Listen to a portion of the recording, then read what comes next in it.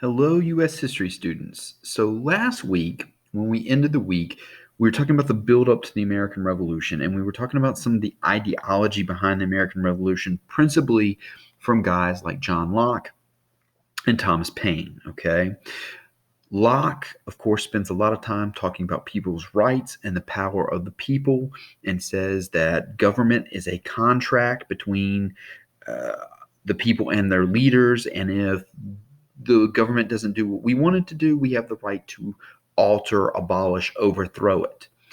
Um, Thomas Paine, of course, talked about how bad the king was, okay, and said in his book Common Sense, if you realize how bad the king was, at the end of the day, and you use your common sense, at the end of the day, you will realize the colonies need to revolt and declare their independence. Well, the gentleman that's going to take both of those influences and put them together is Thomas Jefferson. Okay, Thomas Jefferson's a Virginian, and he's going to take the influence of Locke and take the influence of Paine and put it together in a document known as the Declaration of Independence. And what's another word for independence but freedom? So we're going to talk about the Declaration of Independence today, and we're going to use the acronym FREEDOM. All right, so be sure you were taking these notes on your own. There's no worksheet to fill out or anything like that. And just remember that Thomas Jefferson is the guy that gave us freedom. Okay.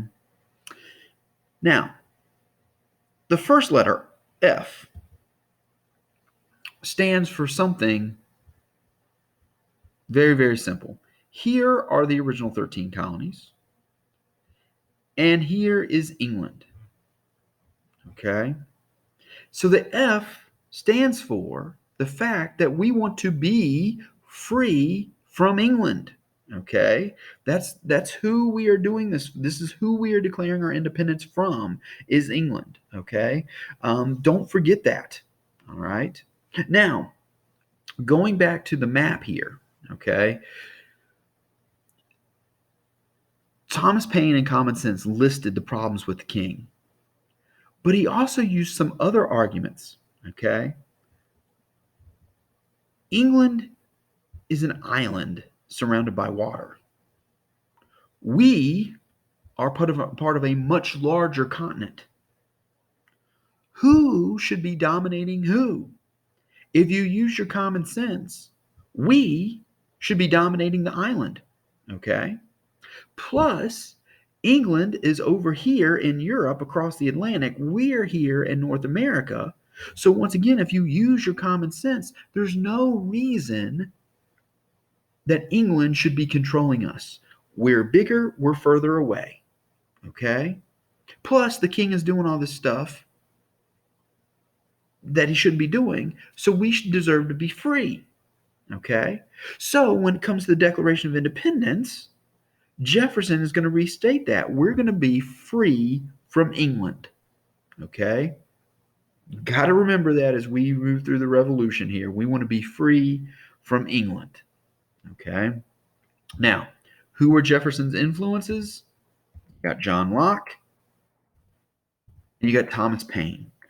Jefferson is going to combine kind of the best ideas from both of these gentlemen. So the R in freedom stands for reflects the ideas of Locke and Paine. This document, this Declaration of Independence that Jefferson is going to write, is going to reflect the influence of both Locke and Paine. Now we're going to start with Paine first because Paine in some respects is the easier one. Here is what Jefferson puts in the Declaration of Independence. Okay, this is what the king has done to us. He's refused his assent to laws. He has forbidden his governors to pass laws of immediate and pressing importance. He's refused to pass other laws for accommodation of large districts of people. He has dissolved our representative houses repeatedly. We saw that in Story of a Patriot. We saw that with the Intolerable Acts, that the royal governors, the king, would just say, you guys are done meeting, go home. Okay, he dissolved our representative houses repeatedly. He's endeavored to prevent the population of the states. He's obstructed the administration of justice. He's made judges dependent on his will alone. He has kept among us in times of peace standing armies. We remember we don't like the troops coming over here. For quartering large bodies of armed troops among us, that's the Quartering Act. Okay, not only did George send over more troops, but then he said, you guys are going to take care of them, and we didn't like that. For protecting them by a mock trial from punishment for any murders which they commit on the inhabitants of these states. Remember, British officers that committed crimes would be sent back to England, and chances are they would be found not guilty if they even went to trial over there. He's cut off our trade to all parts of the world. He's imposed taxes on us without our consent. That's that no taxation without representation, and depriving us in many cases of the benefits of trial by jury. Jefferson lists all of these problems that we have with George III. Where did he get that idea? He got it from Thomas Paine in Common Sense. So the first E stands for explains the grievances, the problems we have with the king.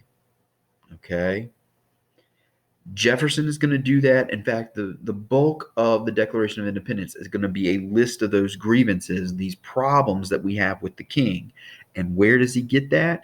He gets that from Thomas Paine in Common Sense, because Thomas Paine does the exact same thing. In fact, Thomas Paine is going to point out many of the same problems that Jefferson points out in the Declaration of Independence. Now, probably the guy that Jefferson goes to the most is John Locke. Okay, when you read the Declaration of Independence, you're going to find a lot of Locke in there. Okay, the first thing that he gets from Locke is probably going to be his most difficult. And down the road, this is going to be the most controversial. We hold these truths to be self-evident that all men are created equal. That's what Jefferson wrote in the Declaration of Independence. Now, the cartoon there brings up a good point. We, the white male landowners of the United States, okay? Jefferson is a white male landowner. When he's talking about equality, who is he talking about? That's the big question. That's the controversial question that we're going to have to answer, and we're going to have to come back to after we get done with the revolution.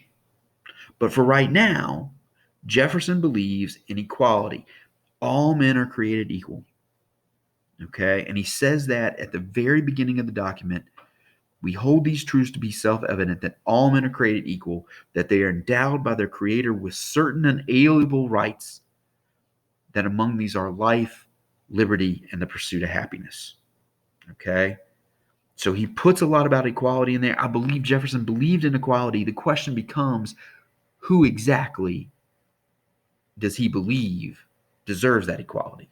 That's going to be a question that we're going to have to answer later on down the road. But first, we got to get our independence. The D. Okay, got the little button right there. Another big principle from Locke. D stands derives the power from the people. Okay? Why are we doing this? Because the King of England has broken the contract. All right. We give up some of our power to the government in return for protection and equal rights. And now the king has left. He's abandoned us. Okay. He's levying all these taxes. He's doing all these things that we talked about just a second ago. He has broken his deal of the contract. He is not providing us with equality. He's not providing us with protection. And Jefferson would also, in fact, Jefferson says this, we have tried repeatedly to reach out to the king and work things out peacefully, and he's continually ignored us. So now the only path that we, the people, have left is to declare independence and go to war. Okay?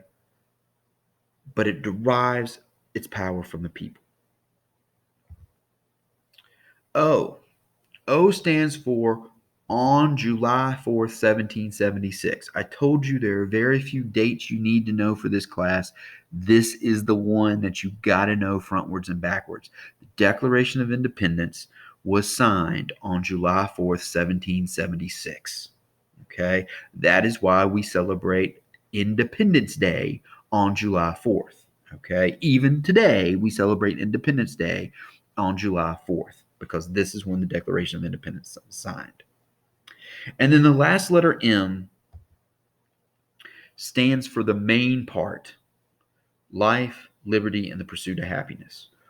Why are we going to war? Yes, the king has abused his power.